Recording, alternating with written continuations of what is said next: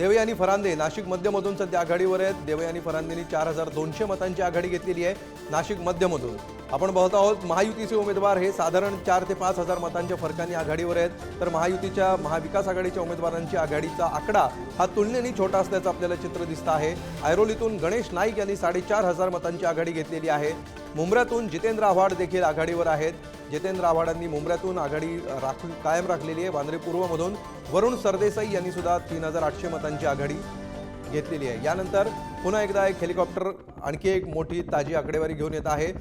काय नवीन breaking news आहे बघा। विरोधी पक्षनेते विजय वडेट्टीवार सध्या पिछाडीवर पडलेले आहेत।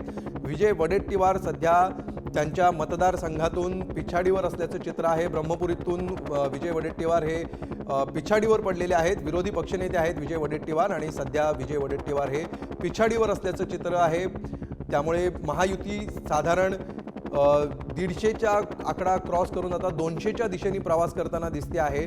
महायुतीने 180चा आकडा देखील आता पार केलेला आहे। कर्जत जामखेडमधून एक अत्यंत महत्त्वाची बातमी येते। रोहित पवार 1500 मतांनी पिछाडीवर आहेत। कर्जत जामखेडमधून रोहित पवार 1500 मतांनी पिछाडीवर आहेत।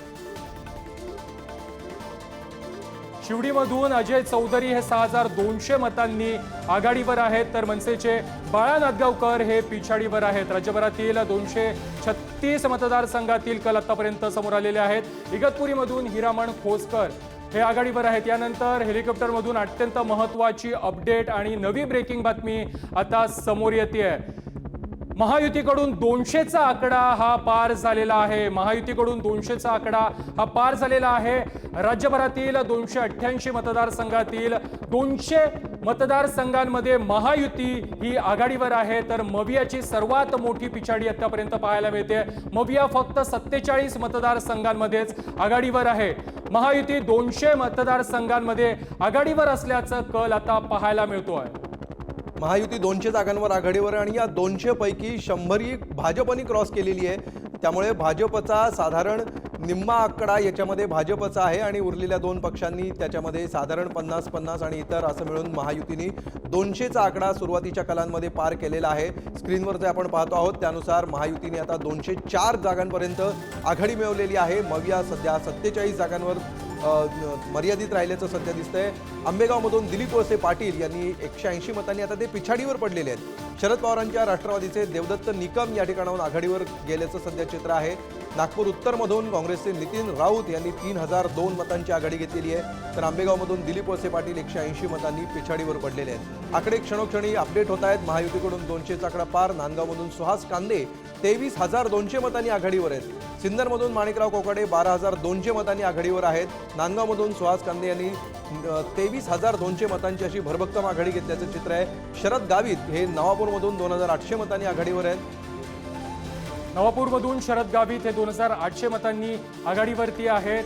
महायुतीनं राज्यामध्ये 204 जागांवरती आतापर्यंत आघाडी घेतलेली आहे। कलांनुसार 204 जागांवरती महायुतीनं आघाडी घेतलेली आहे आणि यामध्ये 111 जागांवरती भाजपनं आघाडी घेतलेली आहे। शिंदेच्या शिवसेनेनं 58 जागांवरती, अजित पवारांच्या राष्ट्रवादीनं 35 जागांवरती, तर मवियानं आतापर्यंत 47 जागांवरती आघाडी घेतलेली आहे। यानंतर हेलिकॉप्टरनं अत्यंत महत्त्वाची बातमी आणलेली आहे। एक अत्यंत महत्त्वाची अपडेट हेलिकॉप्टरनं आणलेली आहे।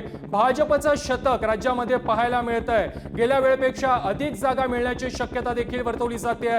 गेल्या वेळी 105 जागा भाजपला मिळालेल्या होत्या आणि तो आकडा यावेळेला भाजप पार करेल असा अंदाज देखील वर्तवला जातोय। आतापर्यंतच्या कलांनुसार भाजप 2019ला मिळालेला आकडा पार करेल असा अंदाज देखील वर्तवला जातोय। अजित पवारांना देखील विधानसभा निवडणुकीमध्ये मोठं यश मिळेल हे आतापर्यंतच्या कलांनुसार पाहायला मिळतंय। महायुतीनं राज्यामध्ये 204 जागांवरती आघाडी घेतलेली आहे। महाविकास आघाडीनं फक्त 50 जागांवरतीच आतापर्यंत आघाडी घेतलेली आहे। 50 जागा देखील महाविकास आघाडीला गाठता आलेल्या नाही आहेत। कलांनुसार महाविकास आघाडी 47 जागांवरती आतापर्यंत आघाडीवर आहे। शिंदेच्या शिवसेनेने देखील अर्धशतकी कामगिरीच्या दिशेने वाटचाल सुरू केलेली आहे। किंवा ओलांडलेला आहे। 58 ठिकाणी आता शिंदेच्या शिवसेनेने देखील आघाडी घेतलेली आहे। त्यामुळे ज्या मूळ जागा होत्या त्याच्यापेक्षा जास्त मोठी कामगिरी त्यांनी केली आहे। घाटकोपर पश्चिममधून भाजपचे राम कदम 2300 मतांनी आघाडीवर आहेत। घाटकोपरमधली ही ब्रेकिंग न्यूज। अलिबागमधून शिंदेच्या शिवसेनेचे महेंद्र दळवी हे 3300 मतांनी आघाडीवर आहेत। अलिबागमधून शेकापच्या चित्रलेखा पाटील या पिछाडीवर पडलेल्या आहेत। घाटकोपर पश्चिममधून भाजपचे राम कदम यांनी 2300 मतांनी आघाडी घेतलेली आहे।